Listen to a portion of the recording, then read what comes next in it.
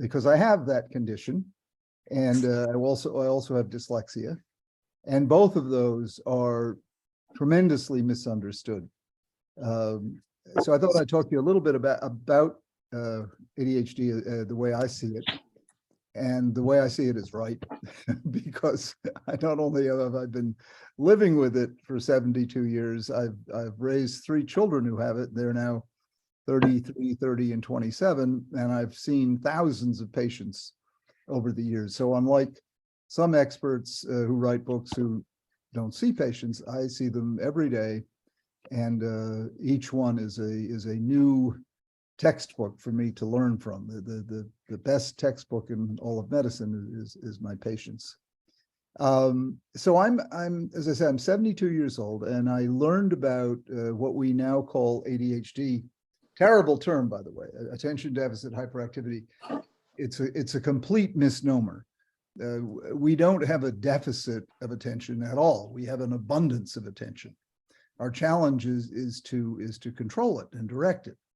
I often describe the ADD brain as like a Ferrari engine, powerful, dynamic, high octane.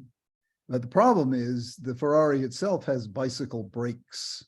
So I'm a brake specialist, trying to convert that tremendous power into something that someone can control. And I also don't think it makes sense to call it a disorder, because there's just too many positives that go with it, and there are too many benefactors of humankind who have it. I could name you, I could spend the whole rest of our time naming famous people who have it. For example, the man who invented the test that probably all, or at least most of you have taken, the PCR test for COVID. PCR stands for polymerase chain reaction. And a man who had 4+ Hey, come here. What? Oh, sorry. Oh, anyway, a man who had 4+ ADD by the name of Kary Mullis invented the PCR reaction, and he won the Nobel Prize for it in chemistry. It's thought of as one of the, right along with the double helix, one of the major advances in biology in the past 50 years. And on and on, the people who have it. So to call it a disorder is to skew it entirely in the direction of pathology. And the reason that happens is its history is in medicine. In medicine, we doctors are concerned with pathology. You don't go to the doctor because you feel so good. But that means that a lot of what's written about it is focused only on pathology. And the notion of talking about the positives that go with it really annoys some people. Some of them said to me, would you please stop talking about the positives that go with ADHD, because nobody's going to fund research into positives. Well, they can find their research money. There's enough around, and the damage that's done by promulgating a wholly pathology-based model is tremendous. And what happens is the real disorder is shame and fear and believing you're a loser. And that's what happens to these kids as they go through the system, being taught by teachers and administrators and surrounded by parent groups that just don't get it. These are nice people. They're good people. I've raised 3 children along with my wife. I know parents. Parents are wonderful people, with some exceptions, but by and large, wonderful people. They just don't get it, most. And they're still stuck in the deficit disorder model. They're still stuck in the smart, stupid model. They're still stuck in the model that says the treatment for everything is hard work. And hard work will improve just about anything except perhaps going to sleep. But it's hard to work at going to sleep. But other than going to sleep, hard work will help anything, but it doesn't do the whole story. It doesn't take care of it all. Telling someone with ADD to try harder is like telling someone who's nearsighted to squint harder. It misses the fundamental point, the biological point, if you will. And that biology, that neuroscience, it really has brought us out of the realm and the thousands of years of the moral diagnosis. Most problems related to learning, emotion, and behavior, the problems that come under the rubric of mental health, but life in general, for almost all of human history, the model, the lens through which those problems were understood was the lens of morality, often colored by theology. So your soul was thought to be a proving ground in a contest between God and the devil. And if you weren't doing what you were told, if you weren't learning your lessons, if you weren't behaving, the thought was the devil is winning the battle. And so we will help God in his work by beating the devil out of you. And it makes me cringe, the number of children throughout history who have been horribly, horribly tortured. I mean, I'm not talking about mild spanking or slaps. I'm talking about horrible beatings to the point of death. And you can read accounts of this. I don't recommend that you do because they're extremely upsetting. But that's the model. And the reason I want you to know it is that's the model that this all comes from. And people who say, oh, bring back the good old days. Well, those were the old days. It was torturing children, incarcerating them, whipping them, and to the point of being put to death. And the same thing happened to the adults. So it was a huge deal when in the 20th century, we began to move aside the moral model. And we said, look, there's more to this than hard work. And there's more to, the treatment for depression used to be cheer up. And in my lifetime, depression, the diagnosis was scoffed at. These are weak people and they should get a grip. And the treatment for an anxiety disorder, cut it out. So we still have roots in this backward, stupid, ignorant moral model. And I use these crude words because those are the words that are used to castigate so many of the children and adults who have these various conditions. Well, we managed with the aid of science to bring ourselves out of the moral model and into the medical model. And thank God, because these children and their adult counterparts began to have hope.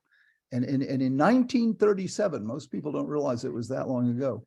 In 1937, Dr. Bradley down in Providence, Rhode Island, had a ward full of hyperactive boys. They were all boys and they were out of control. And their diagnosis in most people's hands would have been bad.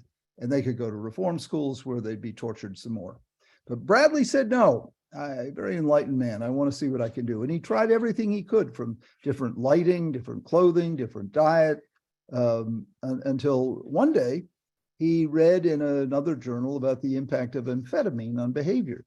And he came into work and he said to his head nurse, I'm going to give these kids amphetamine. She must have thought he'd gone nuts. You're going to give these already hyperactive boys amphetamine, speed.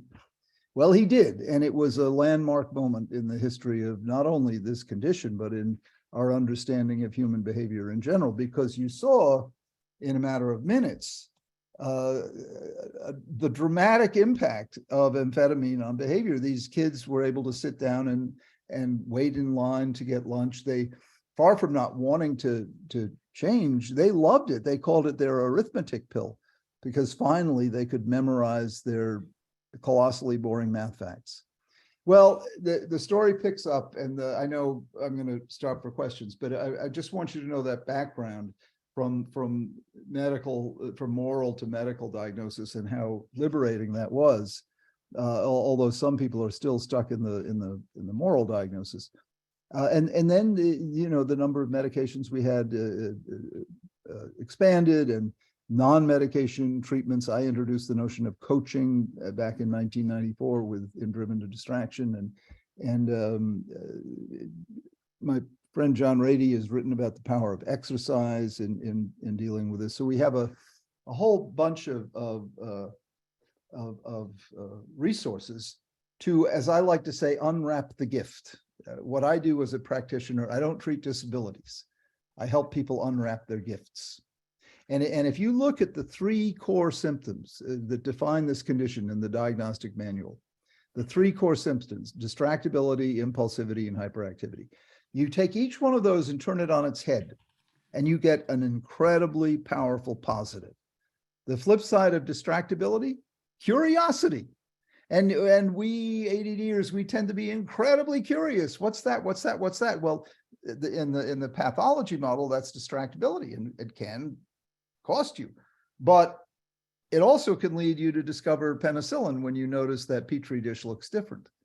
Or it can cause Kary Mullis to look at a sunset and all of a sudden see the polymerase chain reaction coalesce before his very eyes. So there's a lot in curiosity, and you can't buy it or teach it. But if you have it, I mean, that's really our driving force. That's what drives us to do much of what we do. The second one, impulsivity. Oh, that's so bad. He's so impulsive. He should learn discipline, discipline, discipline. Well, what is creativity but impulsivity gone right? You don't plan to have a new idea. New ideas pop. They come unbidden at the least expected moments. And if you weren't somewhat impulsive, disinhibited, spontaneous, you would not be creative. Now, yes, you've got to marshal that. But again, it's all a matter of taking a force and learning how to channel it, control it, shape it. And then the final one, hyperactivity, you get to be my age, I'm 72, it's called energy. That's why I'm talking to you all at 7:17 in the evening instead of, taking a nap.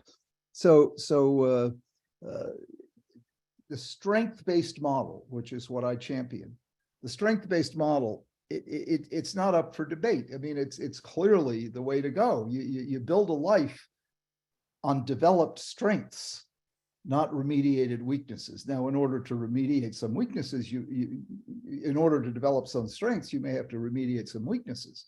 But the main thrust should be toward unwrapping gifts, and as you do that, taking care of the weaknesses. Now, there is one big, terrible, gaping pothole in the road with ADD. And it is the risk, the pothole, the danger, the obstacle that I fear the most by far. And it's the one that Paul's group is dedicated to. And it's what we call addiction, which is not a great name, but that's what it's called. And those of us who have ADD are about 5 to 10 times more likely to develop a substance use disorder, an addiction, to have some sort of substance get in the way of their healthy development. And it doesn't have to be a substance, it can be a behavior, addiction to screens, addiction to sex, addiction to spending, addiction to food, addiction to excessive exercise. So you can become compulsive, habitual, addicted, whichever word you want to use, in such a way that your life is ruined. I mean, that is, or ended. I mean, fentanyl overdose now is epidemic. So it's a terrifying and very real risk that is way higher in us, in people who have this condition. 80% of addiction, 80% begins between the ages of 13 and 23. So, and I gather most of you have kids in that age group. You're in the bullseye. And I say that not to scare you, but to alarm you and to help you get ready to deal with it, because it's very deal withable.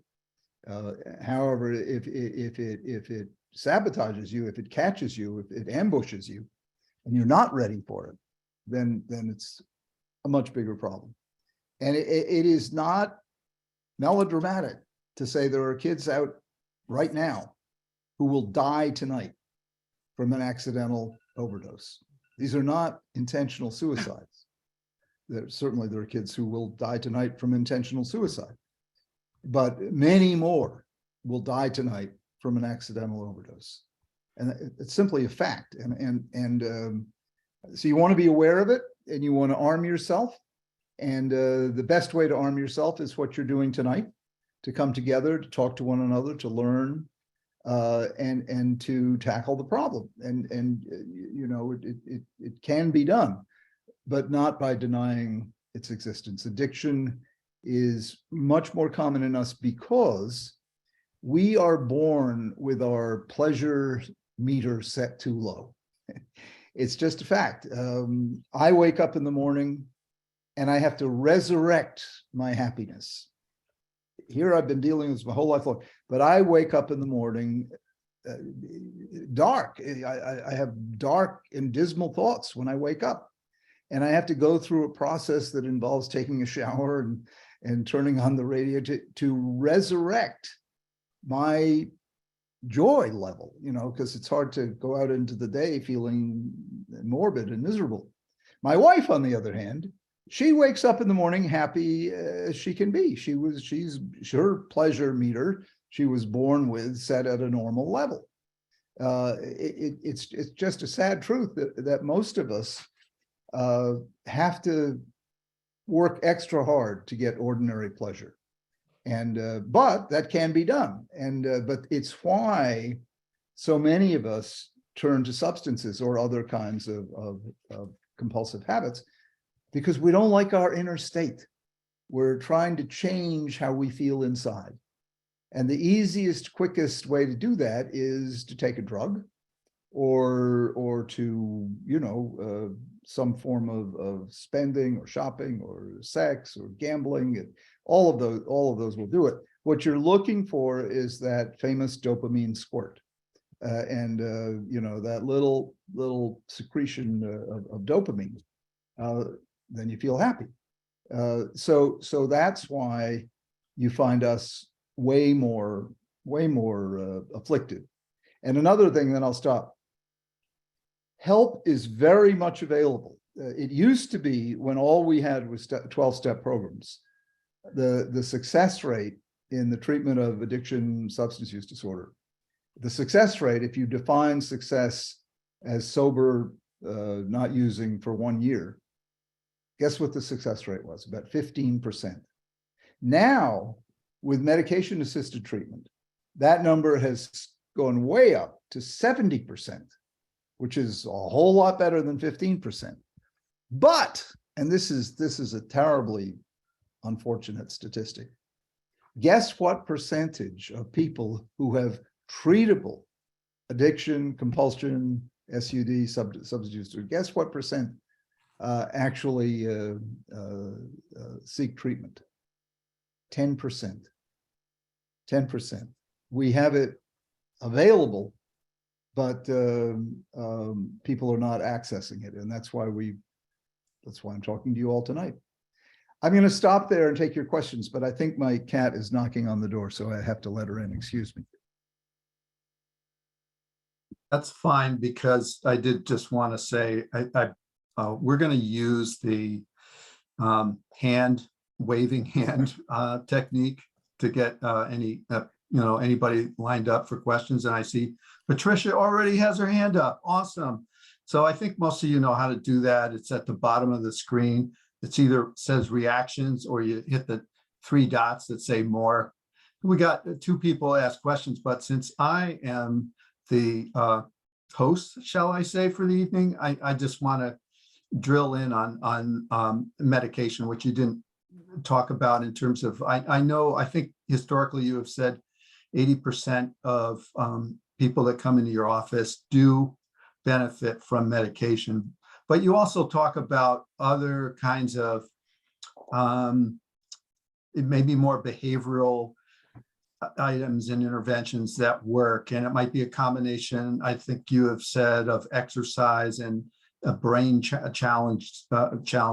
Could you just go into the some of the hopeful things you see for the future in addition to medication? Well, No, I don't want to deal with medication as if it's something to be avoided, which your question implied. And unfortunately, most people look at medication that way, as if it is something to be avoided. That's just terrible. The scientific facts, the medical facts are that if it's used properly, medication is dramatically helpful. And it's just, it just boggles my mind how many people, oh, tell me about the non-medication interventions. And my last book is full of non-medication interventions. It's very exciting and wonderful and hopeful. But nothing compares to medication in terms of how fast it acts and how effective it can be. And it's just a crying shame that we are so brainwashed by, I don't know what, that 99 out of 100 people who come to see me say, I certainly don't want to use medication. Or someone will ask me, do you believe in medication? And my answer is, it's not a religious principle. It's not an act of faith. It's science. And I can give you, these meds are more studied than any medication in all of medicine, mainly because we use them with children. We have the data, we have the proof, and cap it off when it comes to the problem many of you are interested in of addiction. The studies are way clear worldwide, many studies, far from potentiating, opening the gateway to substance abuse. Stimulant medications close the gate. If you're taking stimulant medication, when you come into that danger zone of 13 to 23, your risk goes way down, not up. Most people think, oh my God, Adderall leads to addiction. No, it doesn't. Just the opposite. It reduces the risk.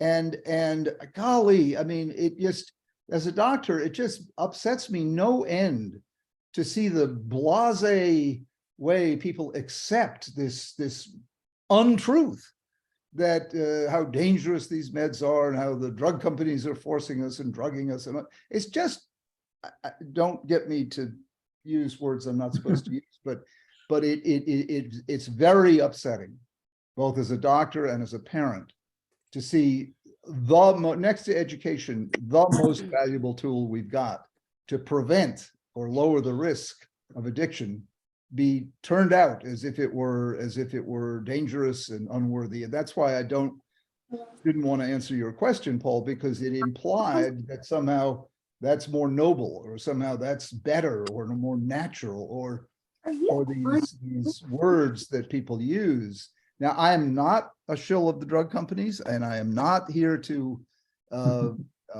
do anything but tell you the truth. And I'm a pretty good source of that, because I've been doing this a long time. I know what I'm talking about, and it just rots my socks, as my old boss used to say, how many people get it, smart people, good people, get it completely wrong. Okay, Patricia, do you have a question? Yes, I do. Thank you for this really insightful information. I have a question about the statistics that you mentioned. When you say 10% of people seek treatment, is that all SUDs or just opiates? All. Nora Valkow, our leading scientist in the National Institute of, I can't remember the acronym. Drug abuse. Yeah, oh, okay. That comes from her. Whatever addiction you're talking about, it's very low. And the reason is the shame that surrounds it. Shame and fear and ignorance. People don't know how the treatment, how much it's improved. I have to go stir the soup that's on the stove, but keep asking, I can hear you. Well, thank you. I'd like to clarify then also the 70% success rate with medically assisted treatment. I assume that is only opiates. Is that correct? Yes.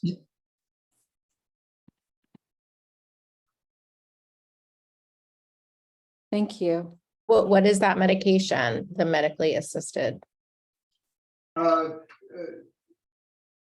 The morphine analogs, bupropion, and Methadone. methadone, and the better one, Suboxone. Suboxone, yeah, Suboxone and methadone. Nicole, did you have a question? How many of you are dealing with opiate as compared to alcohol or marijuana or? Nicole? Yeah, so you called on me. So yeah, my son was diagnosed. I have kind of two questions, but basically one. My son was diagnosed with ADHD when he was probably 5. I've had probably 7 evals throughout his 21 now.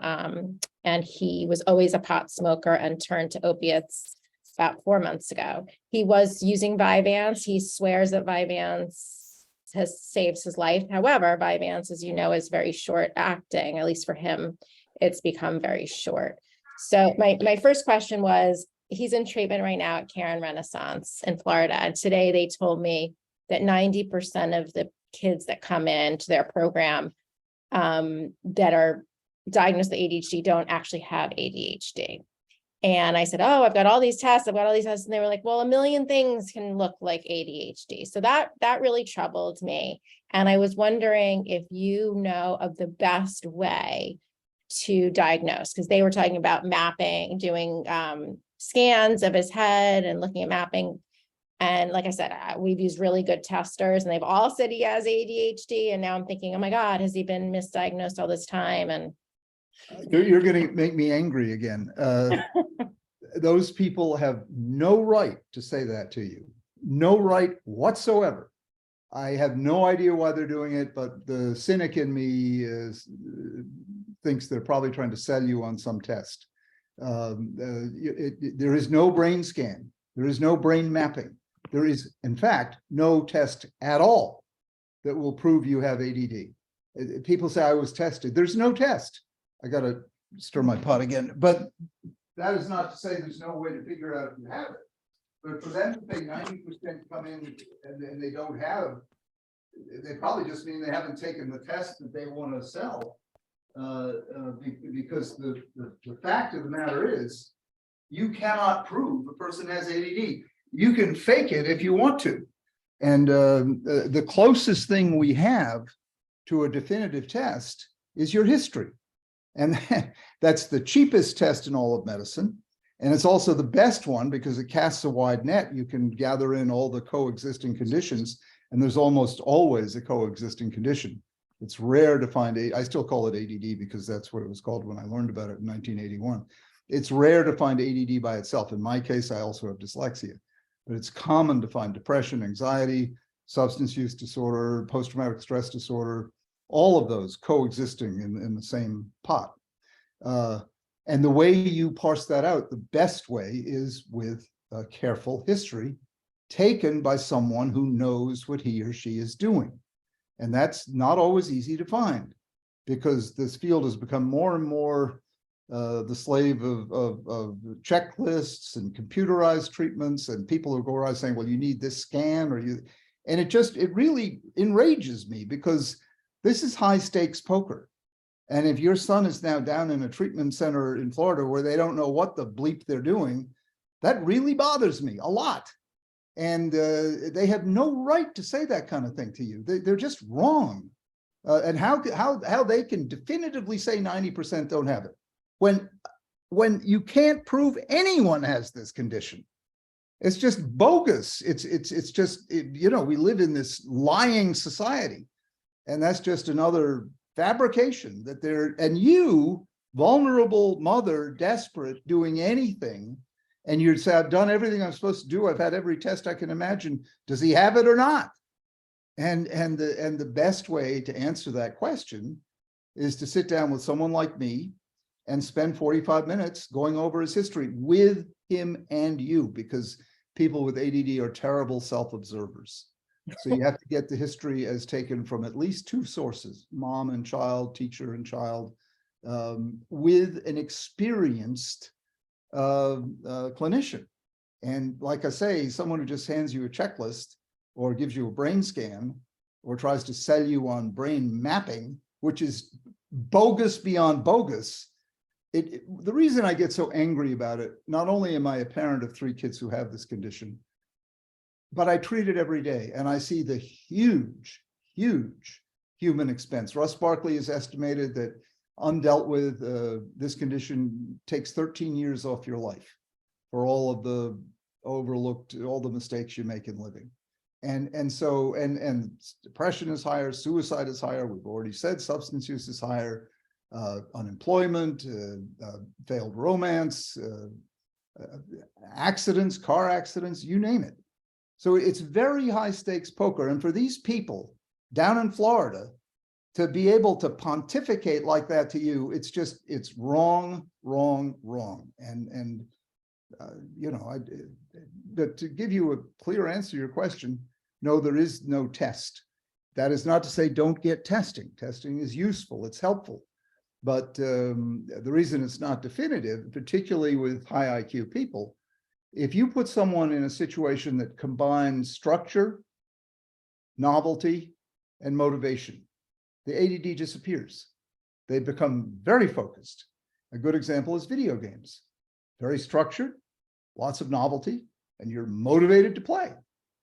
You don't have ADD while you're playing your video game. Well, what's another situation that includes those three elements? Neuropsych testing. It's done one-on-one. Nothing could be more structured.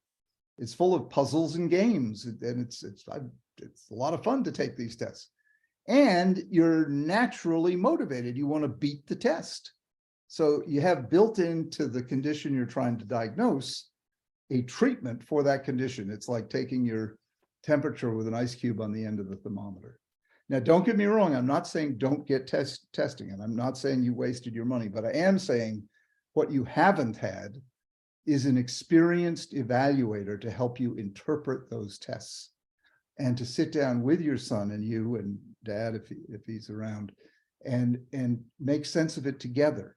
Because what he needs more than anything is to be understood. And it's almost invariably, these kids have never felt understood. They've always felt talked at.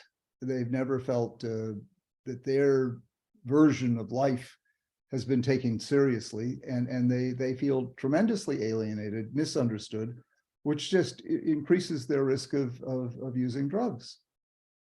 I'm sorry to be so emphatic. Well, I'm not sorry. I'm glad to be so emphatic. It just, human life is at stake here. 100%. I know, I appreciate that. And I was piggybacking that with the medication, because like I said, Vyvanse is the only thing that my son has ever said has helped him. All right, But let me jump in. Let me just jump in there, because I Okay. remember what you said earlier. You said it's short acting. For most people, it is not short acting. It's one of the long acting medication, one of the long acting stimulants. But for some people, it is indeed very short acting. Well, once again, we come up against the strict constructionists who say you must not take more than 70 milligrams of Vyvanse a day. That's ridiculous. That's a bell-shaped curve. That's guidance. Most people don't need more than 70 a day. And if you give more than 70, you'll get side effects. That's most people. But what about an outlier like your son? He might need to take Vyvanse 3 times a day if it's that short acting. And as long as he doesn't have side effects, that's what he ought to do if it's given him the best response. And you see, the beauty of stimulants is they will tell you if you're taking too much. They will give you side effects, most notably elevated heart rate, elevated blood pressure, weight loss, and insomnia. And so your body will tell you if you monitor those 4 numbers, blood pressure, heart rate, weight, and sleep, you're safe. Your body will tell you if it's too much, not some pharmacist or some reference book that's just citing statistical norms. And there are absolutely people who are rapid metabolizers who need more, and particularly it's poignant for me to hear this, because that's the medication that works for him. But I'll tell you, 9 out of 10 medical professionals wouldn't give him what he needs, which is 2 or 3 doses a day.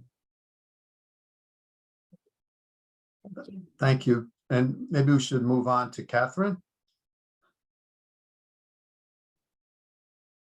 I just adore Dr. Hallowell, and was lucky enough to walk into a bookstore and pick up a book delivered from Distraction when my son and I got the diagnosis, and flipped his 128 questions, which to me is the ultimate ADHD. Do you think you have ADHD or not? Check out the 128 questions. I've raised my son with your advice, and multiple sons, and now practice as a therapist. And I just think I am so happy that your view of ADHD was the one that I stumbled across. And yeah, it's incredibly powerful to talk to people that think they have ADHD and walk them through that, and just see how you can flip lives around with the right approach. So everything that Dr. Hallowell says is right on. And as somebody that's 33 years now in recovery, I was terrified till 2 years ago to try a stimulant, just terrified. I mean, all my 12 steps said not, and I've actually been on it 1.5 years, and I take now less than I originally started. And there are a lot of days I just don't want to take it. It's just like the day. And I want to admit that I saw there were chocolate chips in the bottom of a container from yesterday on the counter from chocolate croissant. And I'm so addicted to chocolate. I ate, I'm like, oh, those are tiny little chocolate pieces. Like I'm a very addictive person. But with stimulant medication, there's never been that, like, it's great when I need it. And there are days like, yeah, I just don't want to take it. And I've never been like, oh, I want to take some more of that. So from a very addictive person that was terrified to try stimulants, it was life-changing. And I waited till I was 53 to try it. So just want to underline everything that Dr. Hallowell said. And all of his books, the 2.0 one. I mean, there isn't a bad book out there. So that you're 22 of them, right? You've written now? Yeah, 22. You didn't tell anyone that you're my sister, did you? No, I did not. Tell you That's not- but no, I mean, That's not true. your approach dovetails with, I mean, I've called you with, oh, what about this approach? And like, it all dovetails together, so. Yeah, it does. And thank you, Catherine, so much. I mean, it does dovetail together, and the pressing need. I mean, you mentioned the 128 questions in Delivered from Distraction, and lady, we were just talking about the history. That's the kind of history you need. You need to ask 128 questions. It's not a checklist. It's this condition in real life is vast. In fact, I renamed ADHD VAST, variable attention stimulus trait. And to really get a handle on it, that you need to go in depth. Another analogy I love, I compare ADD to Niagara Falls, a titanic amount of power. But until you build a hydroelectric plant, it's just a lot of noise and mist. So I'm in the hydroelectric plant business. I'm in the brake business, the hydroelectric plant business. It all comes back to the same thing. Our advantage, our special power is also our worst enemy, and it's our imagination. We have a prodigious imagination, but it can turn on us. And in chapter 2 of ADHD 2.0, I write about this, the default mode network. And when our imagination is not actively engaged constructively, it turns on us and it starts denigrating us in the worst imaginable way. And we think that's depression. No, it's just the default mode network. And the treatment for it is not medication. The treatment for the default mode network and the brooding that it spawns is to redirect your attention. But it's not easy to do. It's like looking away from the accident on the side of the road. There's something very compelling about misery, even when it's applying to us. And that's another important point. I mean, I know we're covering an awful lot tonight, but we are in constant search for stimulation. Just like nature abhors a vacuum, we abhor boredom. We just can't do it. So the minute we don't feel stimulated, we look for stimulation. Well, contentment is too bland. You don't say she was riveted in contentment, but you do say she was riveted in self-hatred and brooding and loathing. And that's why we attach to this default mode network and let it just lambaste us instead of looking away. But if you can learn that skill of looking away, you won't have to take SSRIs. You won't have to, by the way, a lot of reason people abuse substances is to escape those feelings. It ends up making them worse. It's all about managing your brain. It's all about learning how to unwrap your gift. It's all about staying out of these terrible negative states. And honestly, these days, it's also about learning who to believe and who not to believe. Because there are people who are trying to cash in on this in a way that, I guess that's true in every field, but, in a way that you really want to pick your experts with care. And, everyone has a built-in bullshit detector. So use that and try to find an expert where you believe him or her, and then follow what that person says. Liza, did you have a question? Yes, good evening. I too read your book soon after my son was diagnosed with ADHD, and I think we were very fortunate.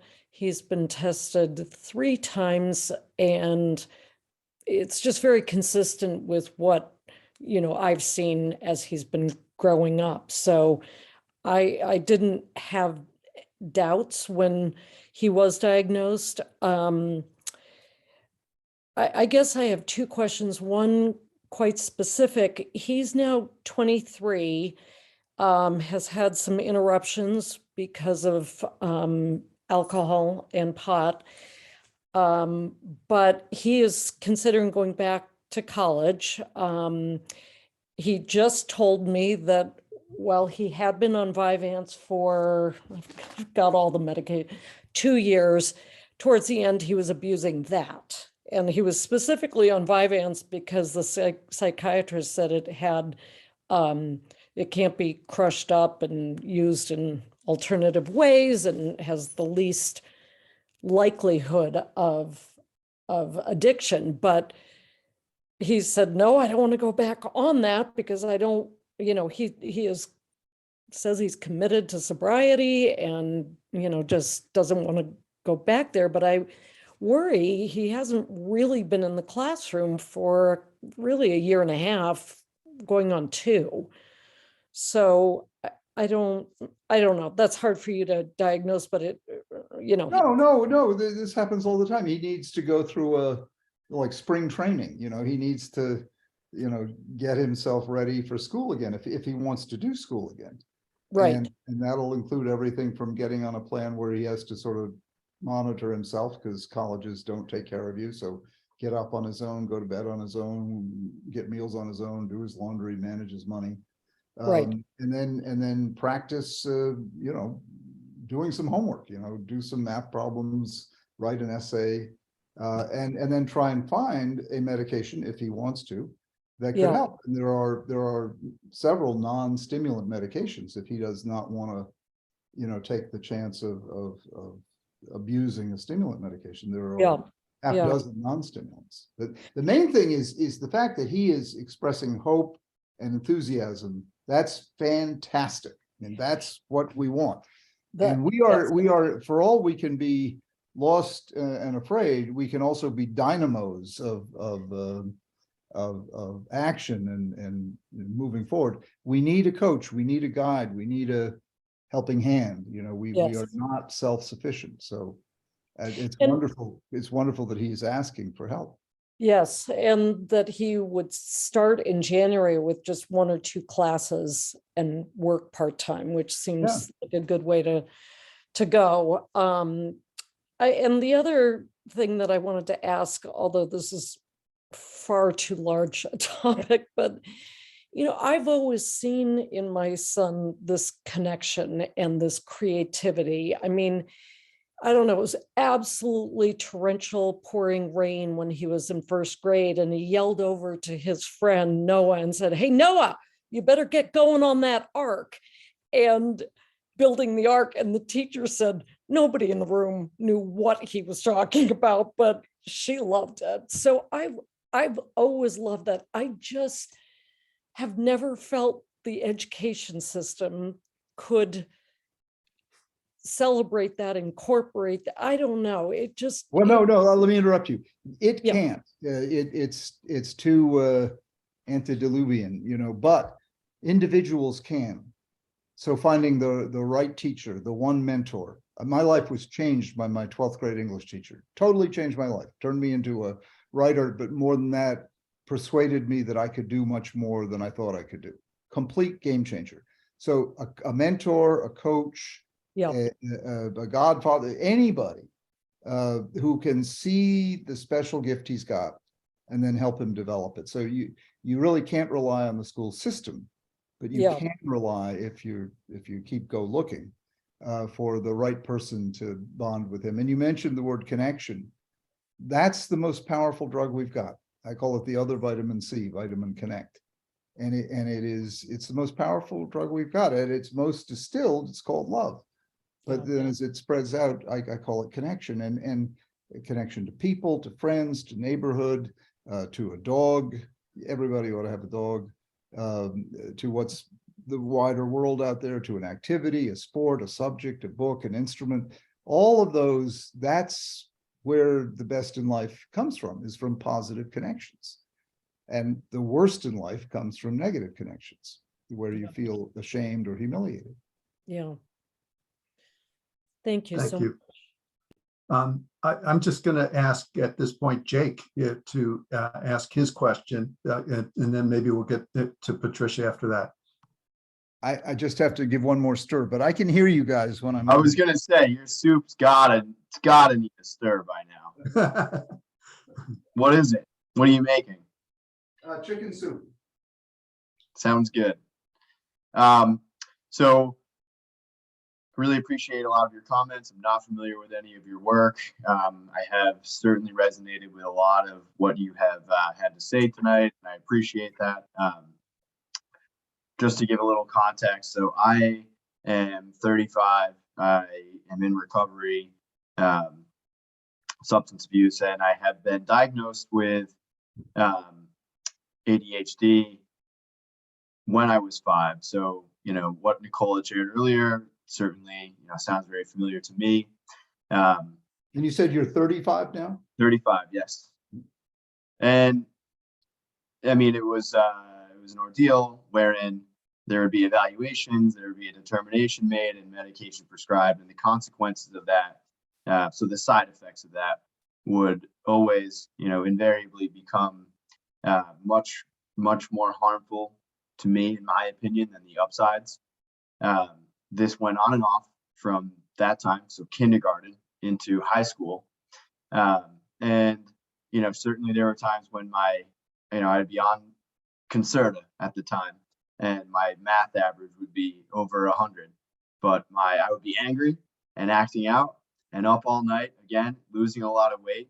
And, I had just become so sick of that whole process every year, a fight about it at home, going back on medication and experiencing these side effects again. And so, over time, I kind of found my own solution, and that was 3 things. But number 1, 2 and 3 don't work without 1. Number 1 was to love myself anyway. And 2, structure, and 3 is having a plan. And, what you just said about the 12th grade teacher, I mean, I had somebody teach me how to outline, and that was a game changer for me. And I took that tool and ran with it. And I had so much structure throughout my life that I just, accepting of, these upside down gifts, learning like through trial and error, learning how to kind of harness them, allowed me to make, essentially a choice. And I think that took a lot of courage, because a lot of the other side effects that you described, the brooding thoughts, the waking up maladjusted, mimicking depression, and above all, I mean, early on you said, the real disorder is shame, fear, and believing something's wrong with you. And that absolutely set me off. And to be told that, or to interpret something that way when you are 5 years old and continuing to deal with that. I mean, that from people that you really trust, they're endorsing these ideas, was really like I cared way more about that than I cared about thinking differently and having to work harder to memorize my times tables, colossally boring math facts, you said. So, I have, honestly, to be perfectly honest with you, I have a difficult time, and this certainly is very personal to me. So when the statement is made that, the medication is 80% effective, I don't even want to know what was wrong, what was happening with me, because I just feel like I just put this behind me. And I'm so, and to go through that process, I'm just so happy with that. But, I'm sorry to interrupt you, but you put your negative experience with medication behind you. Is that what you said? Yeah, no, I mean, at a certain point, I just said, I accept what this is to me in my life, and I believe that I will be happy regardless, and I'm not going to entertain these incredibly fearful thoughts that are coming from, people that love me and that I trust. And I'm gonna go my own way. And then to I'm just sorry, go- I got a little lost. Incredibly fearful thoughts that were coming from people who loved you. yeah, my parents. But how were they? What thoughts were coming from weren't you having the thoughts? I mean, how were they? Well, not really. I mean, I felt like I was a pretty happy guy, and I didn't Oh, okay, so necessarily your mind parents on were that. telling you you were screwed up, that you weren't doing right? Is that? Well, that's the part. That notion was what really tripped me up. As you said, I mean, the real disorder is the fear, the Yeah. shame, and the believing. So when you're 5 years old and you hear that, something's different with your brain, and you will be at a deficit. So yeah, I think that's harmful language, but I don't know. I just perhaps it would have been nice to have the right dosage or a different. No, but what's your first name again? Jake? Jake, you it would have been nice if someone had explained it to you properly. If they'd said, Jake, you're a lucky 5-year-old boy. You've got a Ferrari engine for a brain. And most 5-year-old boys understand that. And you've got incredible power. You're like an X-Man. You were born with a superpower. We just have to help you learn how to use it. And then you could have felt proud of your brain. And then you could have set about learning how to use it. The matter of medication is it's so easy to put it in perspective. And I don't know why people don't. The basic story about medication is if it helps you and does not cause side effects, use it. If it doesn't help you or does cause side effects, don't use it. And the fact that you kept being told to use it year after year is a travesty. You shouldn't have. Your doctor should have said no. I mean, that's where the bad things happen. It's mismanagement by doctors, by teachers, by parents, and they don't follow common sense. If you're taking a medication that makes you miserable, don't take it. Duh. It's like, holy moly. I mean, do you really have to be told that? Well, apparently some parents do, and even some doctors do. My stance with my patients is, if you don't like it, stop it immediately and call me. We can try something else, bearing in mind that 20% of people, for whatever reason, won't be able to benefit from medication. And I stand by that 80%. I mean, that's just, but I don't know if you'd been managed differently. I do know the way you describe it was completely not your fault. And, was your parents and the doctor and the school. And what's upsetting is that it went on for so long. I'm glad at age 35, you're in such a good place, but I'm so sorry you had to suffer unnecessarily for all that time. And by the way, my 3 steps are very close to yours. For me, step 1 is don't worry alone. In other words, talk to someone.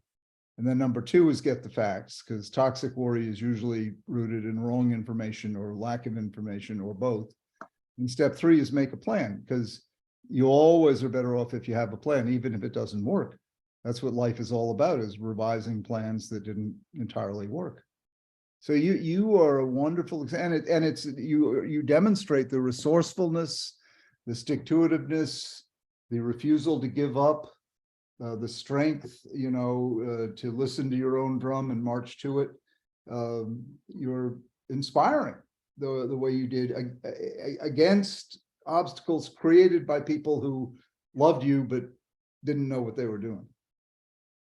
Well, I appreciate your comments. But yeah, I mean, I think between the 5-year-old interpretation of whatever was said, I can't tell you exactly what it was. And, you mentioned vulnerable parents. Like, I can only imagine what that's like to deal with, being told that, and it's going to cause you to take action and try to do whatever you can, the best you can. I guess that's parenting. But yeah, I didn't mean to make this about me, but part of this story is also, as you said, and I had never considered this, but the increased likelihood of unmedicated ADHD leading to unmedicated ADHD leading to an increased likelihood of finding that. Because if step one for me is love yourself anyway and accept, it's a lot easier to do. And once I found substances, certainly. And so that's, that becomes part of the story. And I just wanted to hear your comments on some of these things. And this isn't necessarily a question, but you've already commented on them, but this is the root of what I kind of wanted to bring up. And what may have been different. And that's why I'm like, I don't even want to know, because what may have been different maybe was not a chronic progressive relationship with substances resulting in ultimately, opiates and, a whole mess of years. So it's tough to think back to this thing that hurt and is now, having some thoughts that maybe what if not, what if not? So that is entirely about me. So please disregard that, and I will go back to sharing the time. Thanks, Jake. Thanks for sharing. And Patricia, do you have one last question? Because we want Ned to get to his soup as quickly as possible. Well, thank you. I would really appreciate that. And I'm sorry if that holds you up from your dinner. This has been very helpful to me, and I'll just give a brief framing so my question makes sense. I have a son who's 22 years old. It was obvious from a very young age that there was something going on. And at 6th grade, he was formally diagnosed with ADHD. He didn't do a medication trial until he was 16 years old. It went quite badly, at which time he wouldn't do anything else and started self-medicating. So this many years later, he's quite deep into a substance use disorder. He's found his belonging, connection, and engagement in that community. He works at a smoke shop and is very involved in that culture and community. So at this point, when there's underlying ADHD as well as other co-occurring issues, including an eating disorder, what gets treated first? I mean, how do you address the cauldron of substance use disorder, eating disorder, ADHD, anxiety? Well, it's sort of, how old is he now? 22. Okay, it's sort of like taking clothes out of the dryer. You just reach in and pull out what you can grab, so there's no order. I mean, whatever offers itself up, if what does he want to talk about? And it's a collaboration, so it's not the treatment team sort of doing to him. It's saying, what would you like to change, and what would you like to promote? What would you like to do more of? Sometimes it starts there. I'd like to do more exercise. Great, here's a program that you could try. Or I'd like to start a business. Great. You want to start your own smoke shop, or maybe you want to try something that isn't in the drug business. There's an old saying, meet him where he is, but don't leave him there. But meet him where he is, and find someone that he wants to meet. See, that's the key thing. You really, it's going to go nowhere if he, no matter how qualified the professional might be. And by the way, there's a lot of very qualified professionals who just are inept at making relationships with folks like your son. He needs to find his own Pied Piper. He needs to find someone that he likes. Someone earlier said, love yourself. I'm a little wary of that term, because I know a lot of people who love themselves who really shouldn't. But if you can like yourself enough to be real, then you're off to the races. So I would try to find someone where that kind of relationship can get going, where they like each other. Okay, once you've got that, that's huge. That is huge. That's the best medication there is. Like I said, Vitamin Connect. So, I would do everything I could to find someone that, he can work with, someone who has some notion of mental health, but someone who can befriend him in a professional way, but someone he likes and who likes him. That's really important. I've never had a patient who made much progress who I didn't like a lot. And there are some patients you're just not going to like, and there's some doctors that patients are just not going to like. So But I really, really, if I've learned one thing over my many years in this business, it's the power of connection, but corollary, the intense power of disconnection, and how much time gets wasted in disconnection, and how much hurt. I mean, ultimately death. That's another long story, but if you can find someone with whom he connects, to go for a walk with, to have a meal with, or just to sit in an office and talk with, your son is clearly very talented, and he needs help, A, identifying his gifts, or gifts plural, and then B, unwrapping them. But the process should be fun, you see. I mean, a lot of times therapy, when is represented as pretty grim, you know, with all these instructions and manuals, and work at it and suffer and all. And sure, there's pain in growth of any kind, but there ought to be joy at the core. There ought to be, I look forward to seeing that person. And I've never seen a lot of progress made. It's akin to a love affair. I mean, you know, it's of the same dimensions and species. You know, there's a meeting of people on a pretty intimate basis, and you get to know each other up close and personal pretty fast. And what happens in that mix can be absolutely transformative. Hello. Just to confirm, you were saying, you're not just talking about a counselor or a therapist, you might be referring to a coach as well, correct? Or a dog. In fact, I dedicated my last book to dogs. Okay, well, look at this, we went over an hour. I thought some of the cases that we went through with the questions were very helpful, and I'm really grateful for you spending this hour with us, Dr. Hallowell. So will others in the audience this evening join me in thanking Dr. Hallowell? Well, and let me thank you all. It takes courage to step up and ask questions and talk about yourself as openly as you all did, or your child. And I appreciate your trusting me enough to do that, and I hope I was helpful.